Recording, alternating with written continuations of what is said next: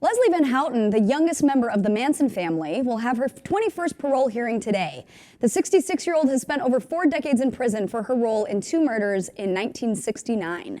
So Leslie is, as I said, she's 66 now, but she was 19 back in 1969 when these murders were committed. Her parole hearing today is the 21st parole hearing that she's had since she's been in prison, and obviously has been denied ever since. So just to give you a little bit of background, so back in 1969, there was the murder of a wealthy grocer named Leno LaBianca and his wife Rosemary. So in this particular situation, the couple was stabbed multiple times. War was carved into Leno's stomach, and this was just coming a day after the famous Sharon Tate murder, and this was in the midst of what Charles Manson referred to as being the comings of a race war that he referred to as helter-skelter. So back in when she was originally convicted, her conviction was actually overturned under 2 different appeals, and then she was officially convicted in 1978 of 2 counts of murder and conspiracy.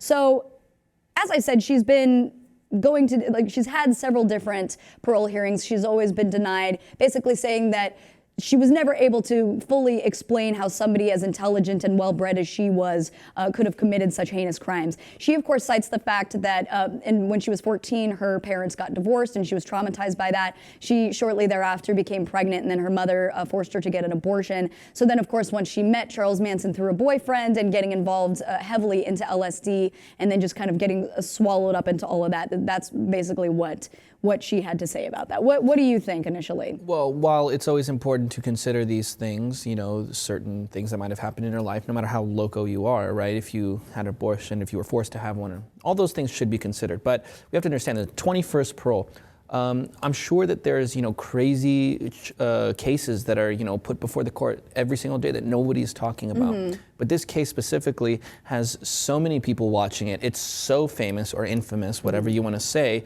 that, there's no question that, if this was somebody else, this would have been dealt with a very long time ago. Yeah. It would have been dealt with a long time ago. Yeah, so exactly. I think you're totally right. It's the notoriety involved in the Manson family. It's been so sensationalized and sort of like romanticized throughout all of these years. Even but it's for kind me, of unfair, though, in a lot of ways, right? There's an unfairness. The fact that it has so much notoriety that that's why it's a heinous crime. She admitted that even at the time she stabbed Mrs. LaBianca after she had already been dead. And I'm not trying to undermine the fact that it was a heinous crime. But at the same time, if it was a less publicized, crazy, almost cinematic set of murders, she probably would have been out of jail by now. So there is some unfairness there. At the same time, you don't want to be too sympathetic. You're like, I understand that there are certain extenuating circumstances in your life, but you still were part of a group that carved things into people's bodies. It's hard to feel bad for somebody who did that. But one other thing that should be questioned is,